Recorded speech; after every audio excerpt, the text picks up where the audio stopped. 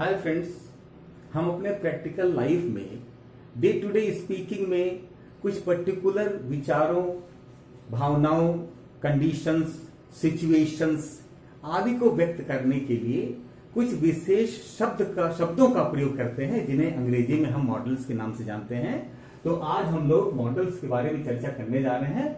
I welcome you all at this Raghuvansh Learning and Improvement classes. I am Hirendra Singh, going to discuss in detail about the models, what are the different words which express the feelings and ideas for the particular situations. तो हम देखते हैं कि देखिए संभावना के लिए, क्षमता के लिए, योग्यता के लिए, अनुमति के लिए और अनुमान के लिए कैन शब्द का प्रयोग करते हैं। हिंदी में इसे सगना शब्द से लिखा जाता है, इन शब्दों को सगना शब्द से बोला जाता है। सबसे पहले तो ये चीज है कि मॉडल्स का किससे बना हुआ है? मॉडल बना हुआ है मोड शब्द से। इट मीन्स दैट तरीका, way of speaking. It means that the words which tell us the way of speaking properly to express our ideas and thoughts to the listeners, जो कन्वे कर सके हमारे विचारों और भावनाओं को। ऐसे विशेष शब्दों को हम मॉडल्स के नाम से जानते हैं। ये ऑक्सिलरीज भी होती हैं, इन्हें हम सहायक क्रिया के नाम से जानते हैं। इसका मतलब कि ये मॉडल सहायक क्रियाएं हैं, तो इनके बाद मुख्य क्रिया को लगाना बहुत जरूरी होगा। अब देखिए, सकना शब्द के लिए या क्षमता, संभावना, योग्यता, अनुमति, अनुमान के लिए कैन शब्द का प्रयोग होता है। Can, could, may, might, must, ये सभी स्थितियां कैन सकना शब्द के लिए आती हैं। अब देखिए, इट कैन रेन टुडे, आज बरसात हो सकती है। इसका मतलब संभावना के लिए आया है, आज संभावना व्यक्त की है। इसी तरह से she can lift this table, capacity यहां व्यक्त करता है कि वो इस टेबल को उठा सकती है, उसकी क्षमता है, शारीरिक क्षमता है, मानसिक क्षमता और योग्यता को व्यक्त करने वाला ये शब्द होता है कैन। जैसे आई कैन स्पीक इंग्लिश, मैं अंग्रेजी बोल सकता हूं। उसी तरह से यहां जो कुड शब्द है, कुड ये पास्ट टेंस में लिखा गया है। कैन के पास्ट टेंस में वो बोल सकता था, वो कर सकता था, लेकिन है परिस्थितियां वही संभावना, योग्यता, क्षमता और अनुमति के लिए है। अब तीसरा शब्द, ये नेक्स्ट वर्ड है मे। मे का मतलब होता है कि सकना, इसका भी मतलब होता है, ये भी संभावना व्यक्त करता है, लेकिन यहां संभावना ये ज्यादा हो जाती है। मे ग्रेटर पॉसिबिलिटी के लिए आता है। ग्रेटर पॉसिबिलिटी ज्यादा हो। जब परिस्थितियां अनुकूल हो, पूरी दशा अनुकूल हो, तो उसका परिणाम आने में संभावना ज्यादा दिखाई देती है। वहां पर हम मे शब्द का प्रयोग करते हैं। जैसे मान लीजिए, there are clouds in the sky, there are clouds in the sky. अब हम कहेंगे इट मे रेन, यहां इट कैन रेन की जगह हम इट मे रेन का प्रयोग करेंगे, क्योंकि बादल होने की वजह से वहां पर संभावना बरसात होने की ज्यादा है। इसलिए मे का प्रयोग हम ज्यादा संभावना के लिए करते हैं। माइट का प्रयोग भी संभावना, लेकिन कम संभावना के लिए। और संकोच के लिए भी हम प्रयोग कर सकते हैं। जैसे might I use your phone, might I use your phone. इसका मतलब कि क्या मैं आपका फोन यूज कर सकता हूं। अब देखिए, एक तरह से दिखाई दे रहा है कि आपसे अनुमति ले रहा है, सहमति ले रहा है, लेकिन बोलने में उसको संकोच हो रहा है, वो फ्रेंकली बोल नहीं पा रहा। इसलिए यहां माइट का प्रयोग करेंगे। प्रेजेंट इंडेफिनिट टेंस में है तो ये पास्ट फॉर्म, लेकिन हम प्रेजेंट इंडेफिनिट टेंस में जब संकोच की स्थिति होती है तो वहां पर हम माइट का प्रयोग करते हैं। इसी तरह से एक संभावना की स्थिति होती है मस्ट, लेकिन जहां बिल्कुल strongest possibility, strong possibility, strong इसका मतलब अत्यधिक संभावना, अत्यधिक संभावना। जैसे हम कहें कि he is very intelligent, he is very intelligent, he must stand first, वो निश्चित रूप से फर्स्ट पास हो सकता है, ज्यादा उसकी संभावना है। एक स्थिति और देखेंगे, जब हम कहते हैं कि हमने किसी को मान लिए सब तरफ खोज लिया, और मान लीजिए उसकी संभावना एक जगह पे जहां मैंने नहीं खोजा उसको, तो हम वहां पर कह सकते हैं कि ज्यादा संभावना उसकी वहीं है। तो हम कहेंगे I have searched him everywhere. Now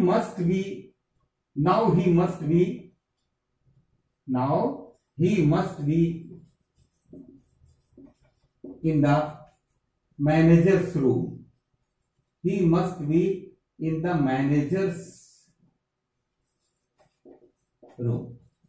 मैंने चारों ओर खोज लिया, अर्थात चारों खोज लिया, वो नहीं मिले, इसलिए निश्चित रूप से वो संभावना, उनकी स्ट्रांग पॉजिबिलिटी या स्ट्रांग अनुमान जिसको कहते हैं गेस लगाना, वो मस्त से हम व्यक्त करेंगे। अब इसके बाद हम देखते हैं कर्तव्य के लिए और सुझाव के लिए किन शब्दों का प्रयोग करते हैं। आपको ये काम करना चाहिए। ये कर्तव्य और सुझाव हम चाहिए शब्द से व्यक्त करते हैं, हिंदी में चाहिए, और इसको अंग्रेजी में शुड कहते हैं, शुड। लेकिन शुड के अलावा भी और भी शब्द हैं जिन्हें हम इसके माध्यम से व्यक्त करते हैं। शुड है, ought to और must। इसके लिए भी जहां जरूरी होता है काम करना, वहां must का प्रयोग होता है। अब कर्तव्य के लिए जैसे we should obey our parents। हमें, ये हमारा कर्तव्य है कि हम अपने पेरेंट्स को ओबे करें।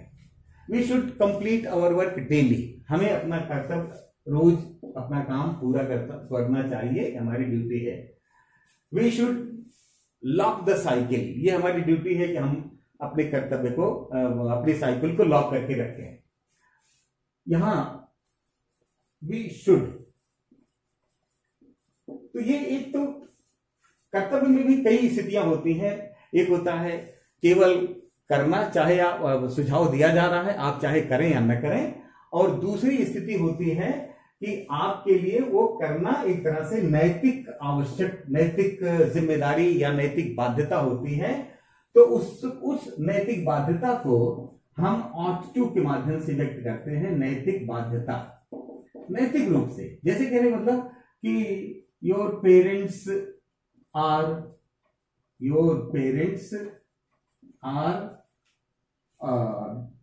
ill, your parents are ill, you ought to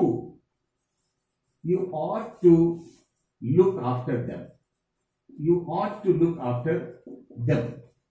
तुम्हें उनकी लुक आफ्टर करनी चाहिए, क्योंकि ये अब एक नैतिक जिम्मेदारी है। इसलिए नैतिक बाध्यता के लिए, नैतिक जिम्मेदारी के लिए हमें ought to का प्रयोग करना चाहिए। लेकिन उसी चाहिए के लिए अगर बिल्कुल अनिवार्य स्थिति है तो हम मस्ट का प्रयोग करते हैं। जैसे your father is seriously ill, you must attend on him. तुम्हें उनको निश्चित रूप से अटेंड करना चाहिए। जहां मजबूरी हो, जहां आप कोई ऑप्शन और न बना के चल पाए, वहां पर करना जरूरी हो, वहां पर हम मस्ट का प्रयोग करते हैं। तो हमने देखा कर्तव्य सुझाव के लिए या सलाह के लिए, इसको हम सलाह भी कह सकते हैं, जिसको कि हम शुड के माध्यम से व्यक्त करेंगे। You should always respect your elders. You should always respect your elders. तुम्हें अपने बड़ों को हमेशा रेस्पेक्ट करना चाहिए। तो यहां हमने देखा शुड के माध्यम से हमने उस विचार को व्यक्त किया है। ought to और शुड में क्या फर्क है? यहां नैतिक जिम्मेदारी होती है और यहां एक बाध्यता हो जाती है जिसका भी ऑप्शन उसके पास, आपके पास होता नहीं है। इसके बाद हम तीसरे स्थिति के साथ डील करेंगे, जिसको कि हम निवेदन कहते हैं या विनम्रता से। कोई भी शब्द जब विनम्रता से हम किसी को ऑफर करें या किसी से कोई चीज करने के लिए कहें, तो वो शब्द हम वुड, कुड और विल से प्रकट करते हैं। जैसे आपने कहा कि would you please tell me the way to station? Would you tell me the way to station? इसका मतलब कि आपने बड़ी विनम्रता के साथ वो पूछा है किसी आदमी से, would you please tell me, विनम्रता के साथ। आप ये भी कह सकते थे can you tell me the way, लेकिन वो कैन जो है वो विनम्रता नहीं शो करता है, वो एक सहमति प्रदान करता है, सहमति देता है। तो वुड का प्रयोग यहां हमने किया विनम्रता के लिए। आप के पास कोई चीज है और हम उसको देखना चाहते हैं तो आपसे हम कहें could I see this book? आप कि ये किताब क्या मैं देख सकता हूं? Could I see your new book? क्या मैं आपकी नई किताब देख सकता हूं? इसको आप ये भी कह सकते थे could you please show me your new book? Could you show me your new book? क्या आप मुझे अपनी पुस्तक दिखा सकते हैं? अब यहां देखिए, आप तो परमिशन ले रहे हैं प्रेजेंट में, लेकिन हम कुड का प्रयोग कर रहे हैं। क्यों? क्योंकि कुड का प्रयोग प्रेजेंट में भी विनम्रता या निवेदन के अर्थ में किया जाता है। आदेश के लिए हम कमांड, जिसको कि आदेश कहते हैं, कमांड ऑर्डर, इसको व्यक्त करने के लिए हम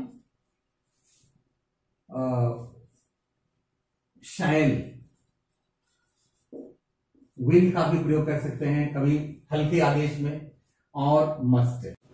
शैल का प्रयोग जैसे मैंने आदेश दिया, किसी टीचर ने बच्चे से कहा कि you haven't completed your work, you shall not leave your room unless you complete it.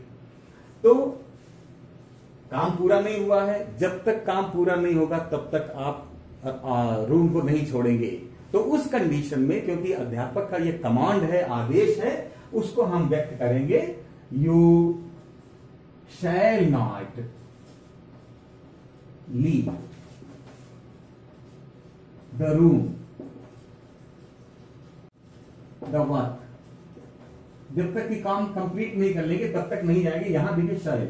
अब आप यहां क्वेश्चन कर सकते हैं कि शैल तो फर्स्ट पर्सन के साथ आता है, आई और बी के साथ, लेकिन यहां यू के साथ क्यों आया?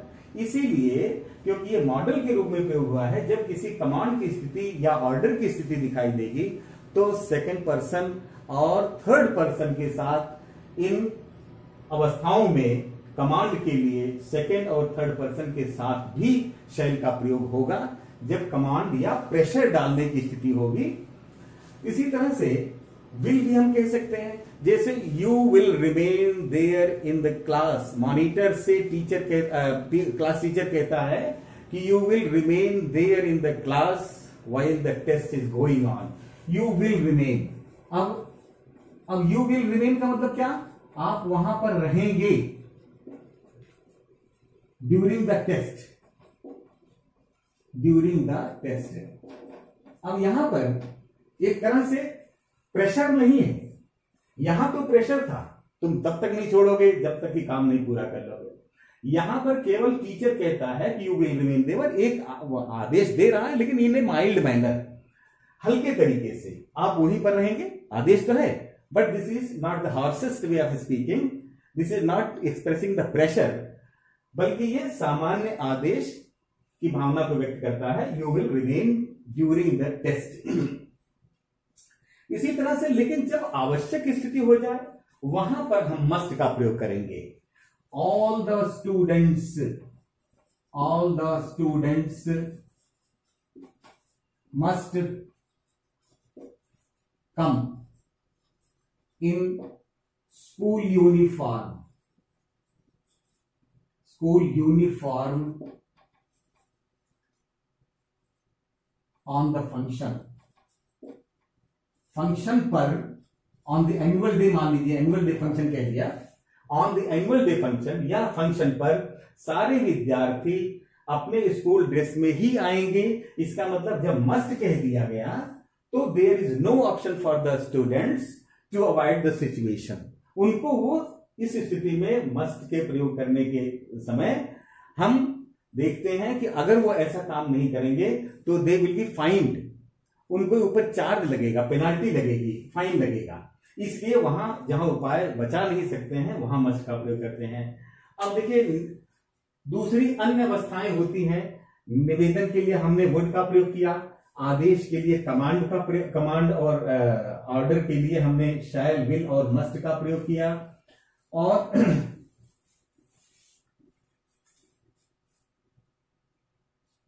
वादा, इरादा, संकल्प या धमकी, जब फर्स्ट पर्सन किसी प्रकार का वादा करता है, इरादा रखता है या संकल्प करता है किसी काम को करने का, अथवा किसी को धमकाता है, थ्रेट देता है, तो उस कंडीशन में फर्स्ट पर्सन के साथ जो कि आई और वी के होता है, उनके साथ वैसे तो शैल का प्रयोग होता है, लेकिन इन सब कंडीशंस में आई और वी के साथ विल का प्रयोग होने लगेगा। जैसे हमने कहा कि we promise to help you, we promise to help you during exam. During exam, exam के दौरान हम तुम्हें हेल्प करने का वादा करते हैं। इसी वाक्य को हम ऐसे भी लिख सकते हैं, we will help you, will shall की बजाय we will help you, we will help you during the exam. तो यहां आपने देखा कि प्रॉमिस के लिए हमने विल शब्द का प्रयोग किया, जबकि ये फर्स्ट पर्सन है। उसी तरह से मान लीजिए संकल्प है, धमकी है। धमकी का एक सेंटेंस हम ले लेते हैं, मैं धमकी दे रहा हूं, I will not let him pass through my way, मैं उसे अपने रास्ते से नहीं जाने दूंगा, थ्रू माई वे। यहां पर आपने देखा कि आपने उसको धमकी दिया, आई विल नॉट, वैसे तो आई शैल कहते, दोनों में फर्क यह है कि अगर शैल कहते तो ये धमकी नहीं होती, तो ये सामान्य तौर से बोलने का एक तरीका होता, लेकिन जब मैंने धमकी दे दिया तो हम विल का प्रयोग करेंगे और इसका मतलब हो जाएगा कि मैं उसको किसी भी तरह से इस रास्ते से निकलने नहीं दूंगा। इसके बाद देखिए निश्चितता, आवश्यक, अनिवार्य की स्थितियों में हम किस मॉडल का प्रयोग करते हैं। तो यहां वादा, इरादा, संकल्प के लिए हमने देखा कि यहां विल का प्रयोग होगा। और निश्चितता के अर्थ में जो कि श्योरिटी कहते हैं, श्योर होना, आवश्यक होना, इसेंशियल होना, इसेंशियल, आवश्यक, इन सब के लिए हम मस्ट का प्रयोग करते हैं। जहां पर अनिवार्य स्थिति हो, वही स्थिति जो कि पहले हमने बताया है कि जिसे आप बचा नहीं सकते हैं। जैसे in the paper first students must solve the first question, must solve the first question, मतलब उनके लिए पहला क्वेश्चन ये अनिवार्य है। या हम इसको इस तरह से भी कह सकते हैं, there are 10 questions, 5 questions are compulsory और the students must solve 5 questions. Paper में स्टूडेंट्स को पहला क्वेश्चन करना अनिवार्य है। अब अनिवार्य स्थिति के लिए इसी तरह से जब हमारे पास और कोई दूसरा उपाय नहीं हो, ऑप्शन नहीं हो परिस्थिति से निपटने का, उस सिचुएशन को फेस करना ही है। जैसे मैंने कह दिया the last train has gone, अब अंतिम ट्रेन तो चली गई, I must pass my time at the station, मुझे स्टेशन पर अपना समय गुजारना पड़ेगा। मतलब अब वहां उसके पास कोई ऑप्शन नहीं है, इसलिए वहां पर अगली ट्रेन का इंतजार करने के लिए उसे स्टेशन पर ही रहना पड़ेगा, इसका कोई दूसरा उपाय नहीं है। अब इन सब मॉडल्स में कई सारे मॉडल्स विभिन्न स्थितियों में एक समान जैसे प्रयोग है। कहने का मतलब कि एक ही मॉडल भिन्न भिन्न स्थितियों को प्रकट करता है। जैसे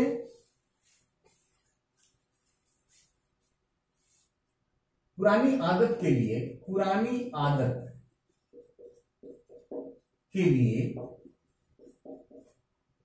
यूज्ड टू और वुड का प्रयोग करते हैं। वुड दोनों में से किसी का भी प्रयोग कर सकते हैं। जैसे लास्ट ईयर माय फादर जाया करते थे, वुड अथवा यूज्ड टू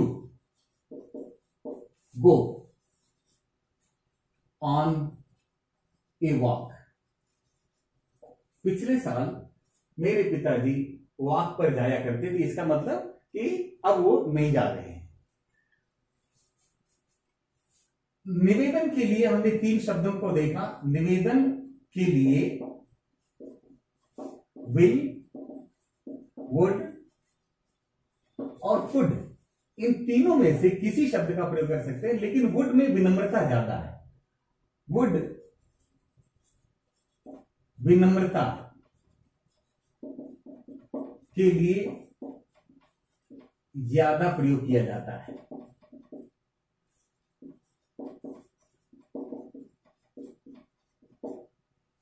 वुड का प्रयोग जैसे हम कहें, would you close the door, would you close the door, क्या आप दरवाजा बंद कर देंगे। आप विल भी कह सकते थे और कुड भी कह सकते थे, लेकिन वुड जो है वो इतना ज्यादा सबमिसिव वे ऑफ स्पीकिंग है कि दूसरों को वो बाध्य कर देता है कि आप का वो काम करने के लिए मजबूर हो जाता है। तो वुड जो है ये हम ज्यादा विनम्रता के लिए प्रयोग किया जाता है। उसी तरह से मे का प्रयोग आपने देखा, अभी पहले हम लोगों ने मे का प्रयोग डिस्कस किया था। मे में परमिशन भी है, यू मे गो होम, यहां तो परमिशन दिखा रहा, आप घर जा सकते हैं। परमिशन लेने में भी उसका प्रयोग होता है। मे आई डू माई वर्क, क्या मैं अपना काम कर सकता हूं, माई वर्क। लेकिन उसी तरह से मे में भी सबमिसिवनेस ज्यादा है, विनम्रता ज्यादा है। Can I do this work या मे आई डू दिस वर्क, दोनों में भिन्नता यह है कि कैन में वो ऑब्लिगेशन नहीं है, जो कि वो विनम्रता नहीं है, वो सबमिसिवनेस नहीं है, जो कि मे शब्द में होता है। मे ये फॉर्मल सिचुएशंस में प्रयोग किया जाता है, फॉर्मल, जैसे ऑफिसेस में ज्यादा इसका प्रयोग होता है, स्कूल्स में। तो जब बच्चा कहता मे आई डू माई वर्क, क्या मैं काम कर सकता हूं, इसका मतलब टीचर से वो परमिशन विनम्रता पूर्वक ले रहा है। लेकिन वो मॉनिटर से कह सकता है कि can I do my work, वहां मैं नहीं कह सकता, क्योंकि वो एक जो फॉर्मल वे है, टीचर और टॉट के बीच में जो संपर्क होता है या संबंध होता है, उसको फॉर्मलिज्म के द्वारा हम व्यक्त करते हैं, तो वो में हम वहां पर बोलते हैं। और कैन शब्द का प्रयोग तो सहमति के लिए आता है। जैसे मॉनिटर के साथ हम कहेंगे can I leave the room, monitor के लिए मॉनिटर हम पूछ सकते हैं can I leave the room, may I leave the room वहां नहीं बोल सकते। इसका मतलब कि वो सहमति व्यक्त कर रहा है। इसी तरह से जरूरत के अर्थ में, जरूरत के लिए हम नीड शब्द का प्रयोग करते हैं। नीड माने होता है जरूरत। अब देखिए इंट्रोगेटिव में नीड, क्या मुझे वहां जाने की जरूरत है, क्या मुझे वहां जाने की जरूरत है, need I go there. No you need not, no you need not go there. वैसे तो यहां पे आई के साथ तो क्रिया में ऐसी जैसे नहीं लगता, लेकिन अगर मान लीजिए सब्जेक्ट सिंगुलर नंबर में भी हो need she write a paragraph, क्या उसे पैराग्राफ लिखने की जरूरत है? टीचर कहता है no, she need not write a paragraph. यहां हमने क्या देखा? यहां ये देखा विशेष बात कि शी के साथ भी वर्क, यहां नीड में एस या एस नहीं लगा है, जबकि ये एक वचन में है। एक वचन के साथ वैसे क्रिया में एस या एस लग जाता है, लेकिन यहां पे ये मॉडल के रूप में प्रयोग हुआ है, इसलिए यहां नीड नहीं लगा है। अब इसको मान लीजिए हम नोट करके लिख सकते हैं कि अगर हम सहायक क्रिया के रूप में प्रयोग करते हैं, प्रेजेंट इंडेफिनिट टेंस का वाक्य है, तब तो हम टू लगा देते हैं। She does not need to write a paragraph, does not need to write. यहां हमने नीड के पहले राइट के पहले टू लगा दिया, इसका मतलब कि ये इंफिनिटिव हो गया, लेकिन यहां राइट के पहले टू नहीं लगा है।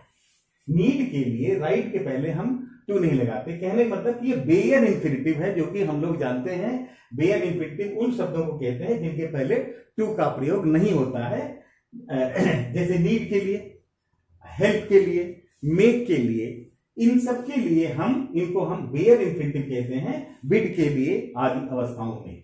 तो जरूरत के लिए हम नीड शब्द का प्रयोग करते हैं। इसी तरह से अंतिम शब्द है डेयर। डेयर का मतलब होता है साहस करना या हिम्मत करना।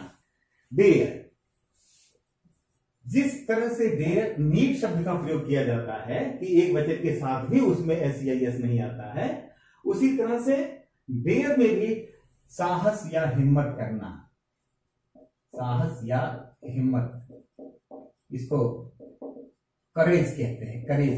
करेज माने साहस, बोल्डनेस। ये कहा जाए कि क्या उसके प्रिंसिपल से मिलने का हिम्मत है? Dare he need the principal, क्या उसकी प्रिंसिपल से मिलने की हिम्मत है या साहस है? No, he dare not,